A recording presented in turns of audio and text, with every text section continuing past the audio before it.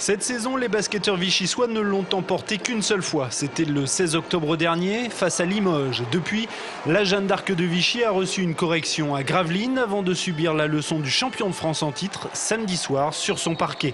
2 défaites qui ont mis en lumière le manque d'adresse des joueurs thermaux. On ne peut pas gagner les matchs si on est à 20 ou 30% d'adresse, c'est évident. On n'a pas non plus les talents encore cette année offensifs qui peuvent permettre de faire la différence.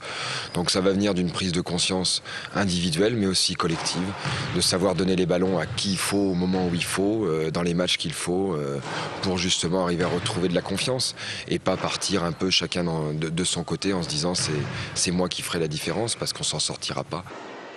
Et les chiffres sont cruels. Après 4 journées de championnat, la Jeanne d'Arc possède la plus mauvaise attaque de Pro A.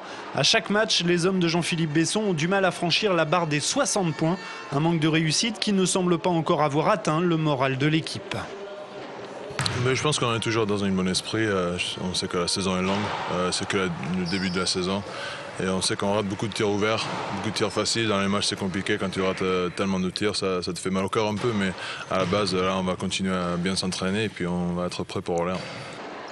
Mais au vu des circonstances, une victoire en terre orléanaise semble impossible. Et pourtant, le 5 avril 2008, les Vichysois, emmenés à l'époque par Jim Alball, s'étaient imposés à Orléans 69 à 56.